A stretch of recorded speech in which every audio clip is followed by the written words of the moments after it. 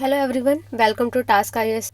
Today we will practice some questions from unit Aptitude and Foundational Values of Civil Services. If you want to watch our full playlist, then go to Task IS YouTube channel. And also please like, share and subscribe Task IS.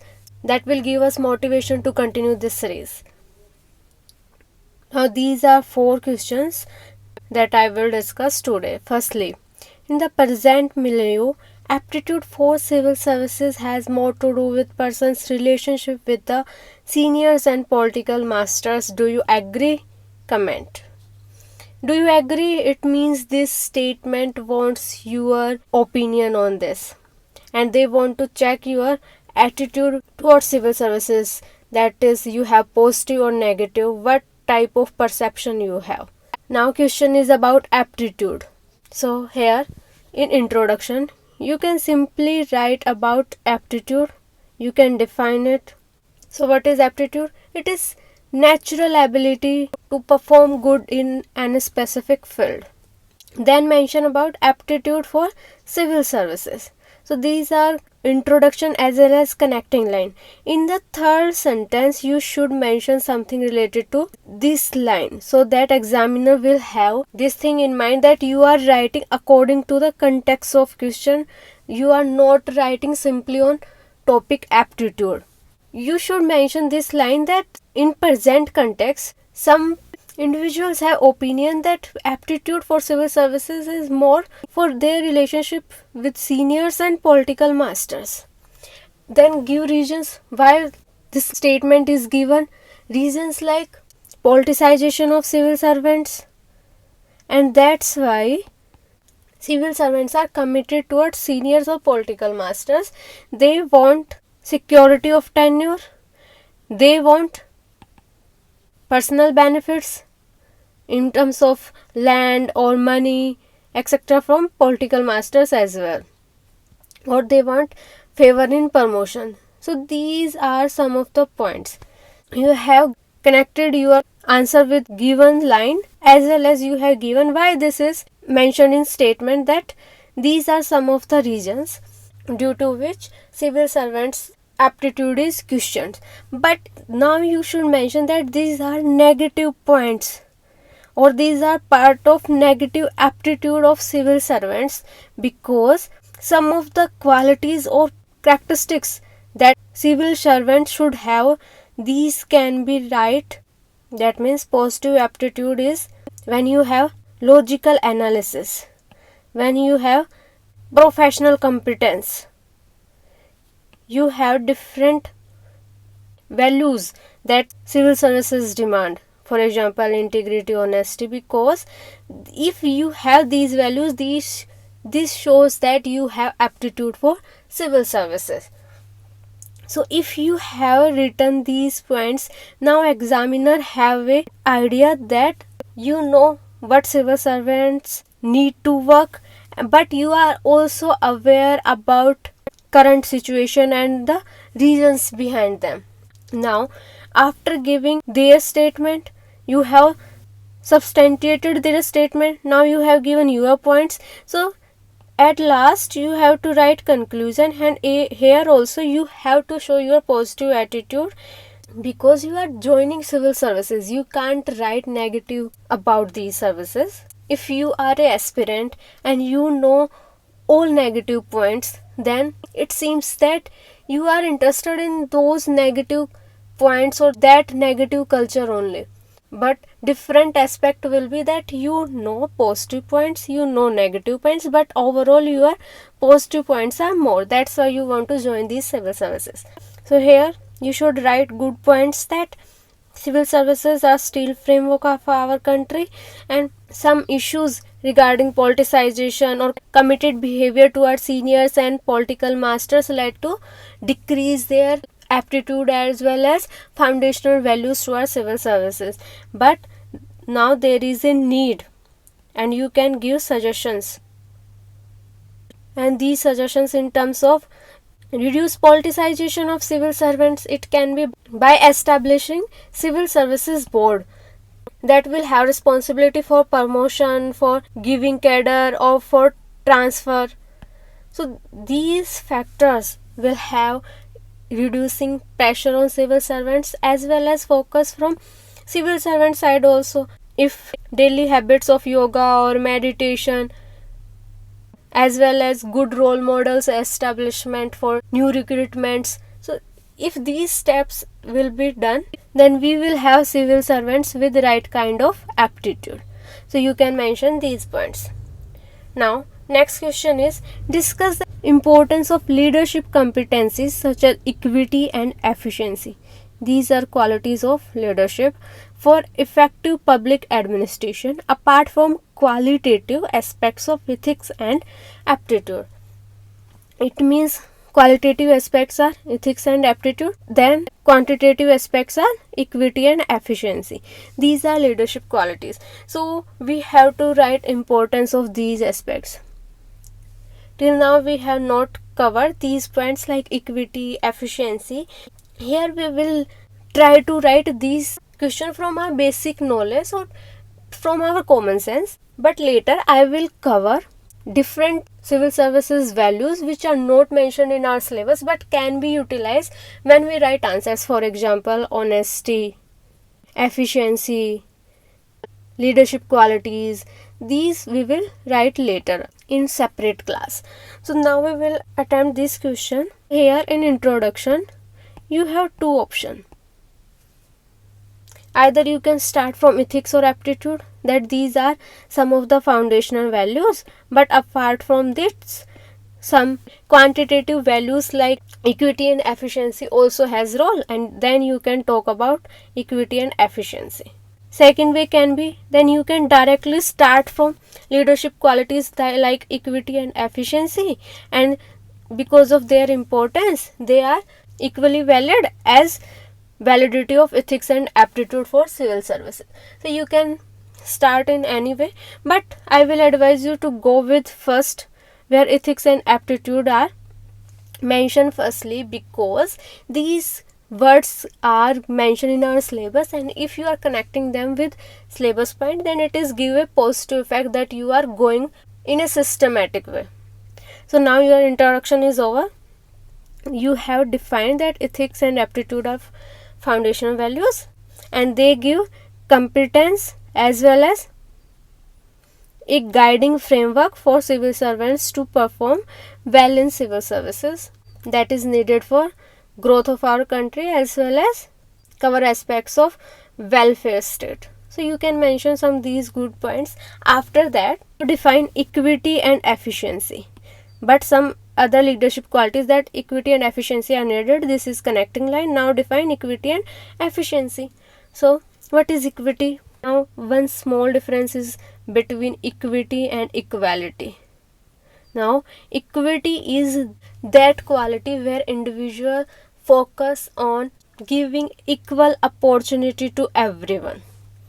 Listen carefully here, focus on giving equal opportunity.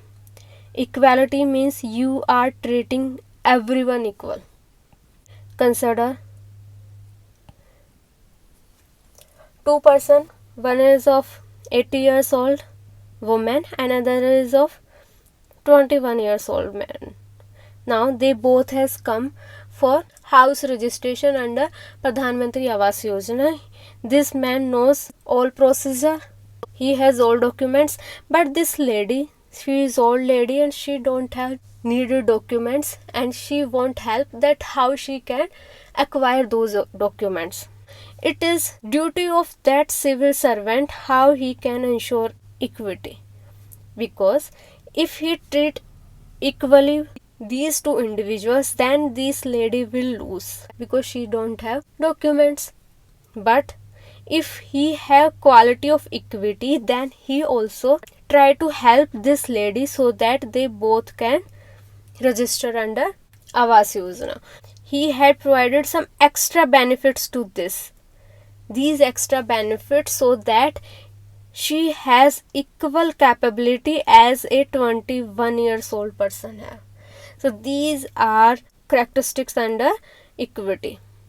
So you can write this example, and I hope you have understood what is equity. Now second term is efficiency. So we have understood equity and its importance. It is needed for vulnerable section of our society who needs extra help. Now, efficiency. For efficiency, you can connect it directly with our environment where resources are less. You can also connect with time component, because every time there is workload on civil servants and they have to do multiple tasks. So if they have efficiency, then they can do a lot of tasks, otherwise one work will be pending and other file will be passed. So they need efficiency in time component also. So here you can relate with environment sustainability, and here you can relate with curbing red tapeism, and you can write some example also. For example, if there is a public land and government need it to make some public office, but at the same time private companies are demanding this land and they are ready to give a high rent. So here what a civil servant can do, in the first floor they can start public building, but at the second floor or third floor they can make some shopping mall what a company is demanding.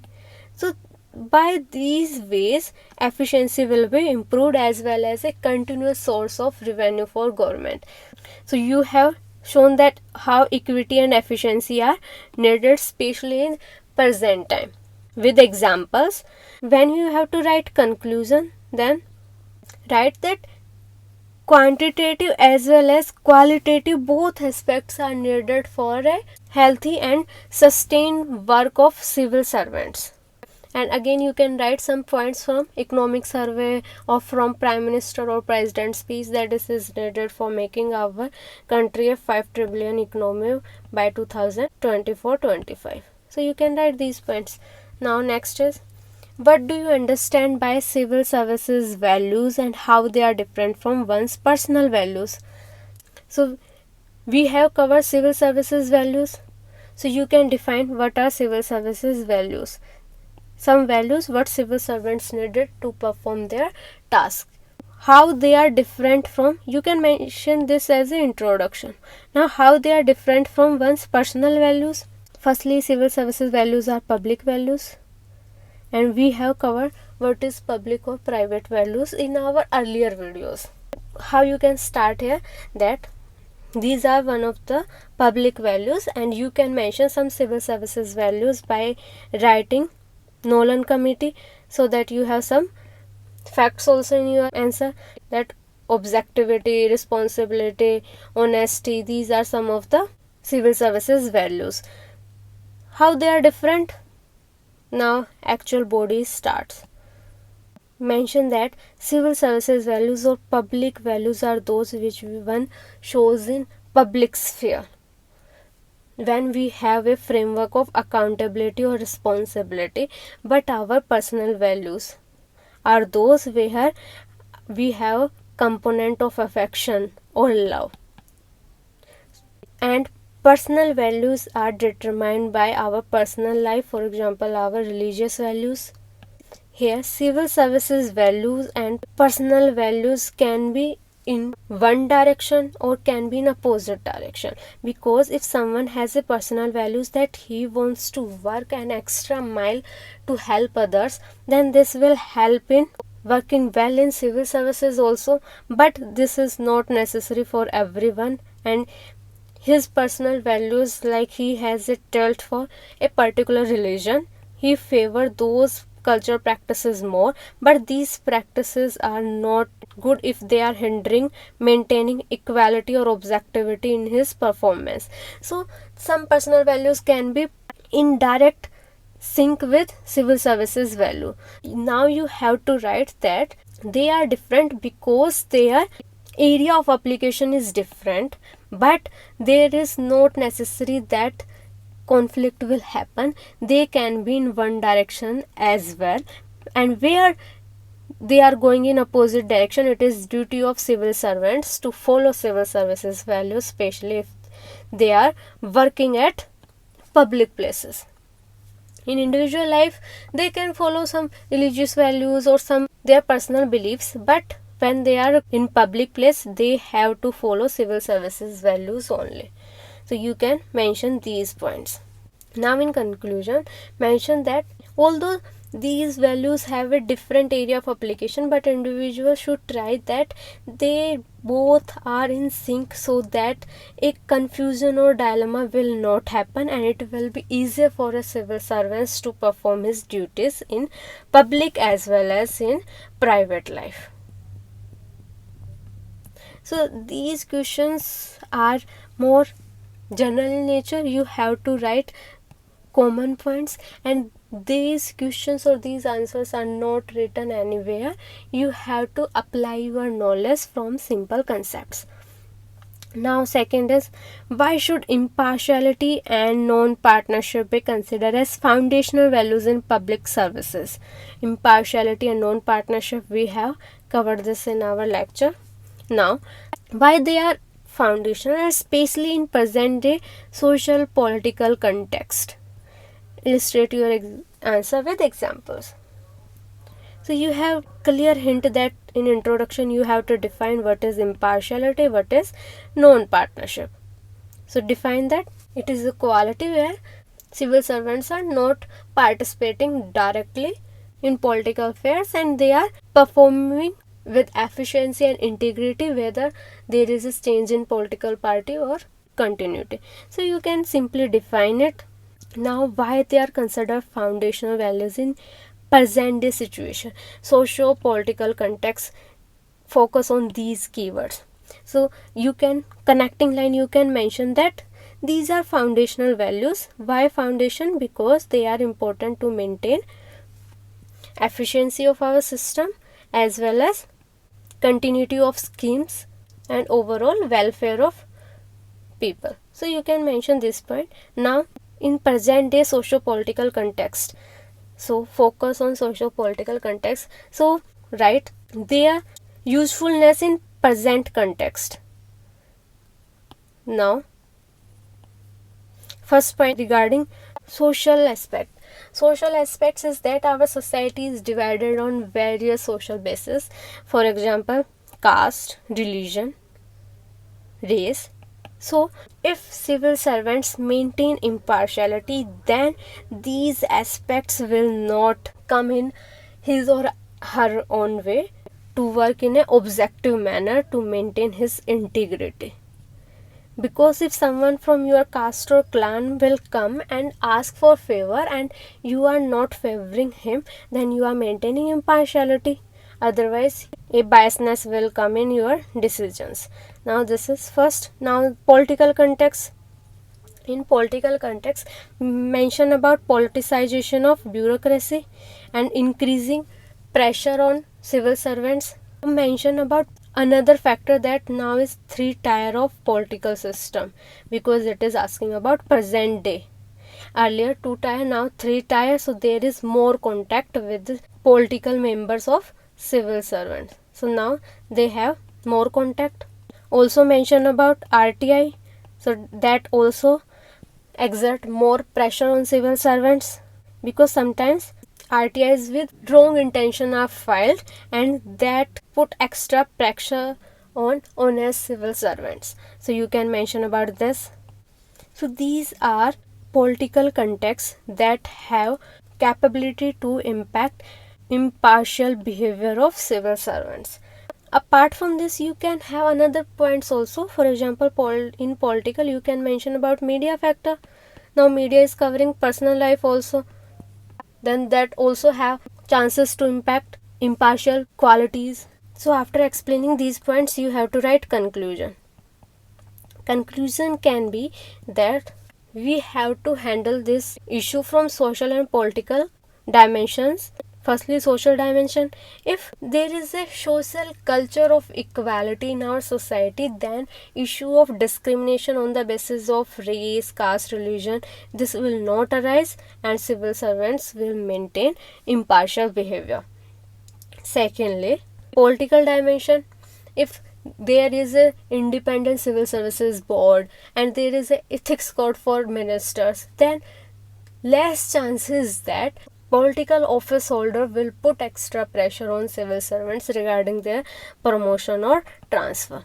So due to these issues, there is a need that impartiality and non-partnership behavior should be maintained. And you can also mention points like suicides or resignation. These issues can be solved easily if impartial behavior will be maintained. Now in last, you can again write some good words like inclusive development will be more if these points are followed. So that's all for today's practice. For homework, you have to write these 4 questions. Firstly, aptitude and foundational values are most essential concepts of civil services. Critically evaluate. Focus on word critically evaluate. You can write about aptitude and foundational values. We have covered this in class. In critically evaluate, you have to give positive as well as negative points. In positive, you can mention their usefulness of aptitude and foundational values in civil services. You can easily write. Now in negative point, you have to show that although our institution is focusing that we should have civil servants with aptitude and foundational values, but when they starting work on field, then they start indulging corruption and values like integrity take a back seat, but they are working. So you have to show positive as well as negative points and write conclusion. Now what you understand by objectivity? Why is objectivity regarded as a foundational value of civil servant? We have covered directly it. What is objectivity is you have to take decision on the basis of merit, not on the basis of biasness. And this is foundational because if your objectivity is not maintained, then you will take decision on basis of biasness. That will hamper concept of inclusive development and that will have less efficiency. You can mention some of these points. Why some of the foundational values for civil services, why they are called foundational. So we have covered this point also. Why they are called foundational? Because they are foundation of our politico-administrative system.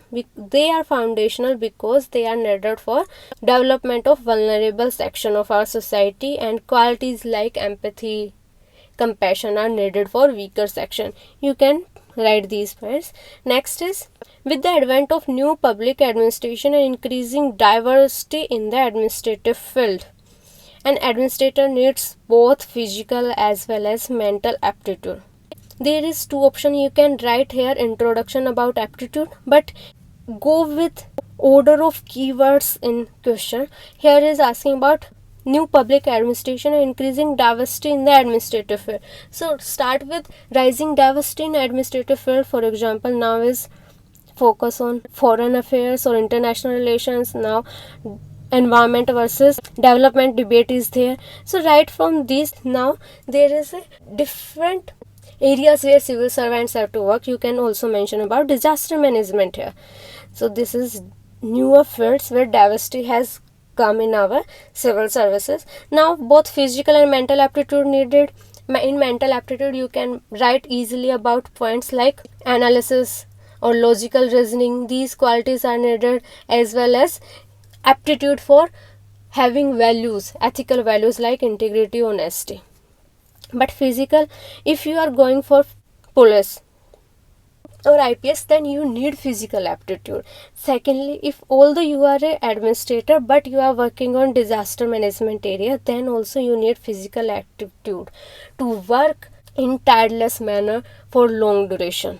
Similarly, if you are working in a forest area, then you also need physical aptitude to work there. Here physical aptitude is not only about your physical strength but also about your physical stamina, your duration of work that is needed, because now work pressure is increased manifold. So you can write these points. So that's all for today. I will again request you to like, share and subscribe Task IAS and continue to enjoy our lectures. Thank you so much.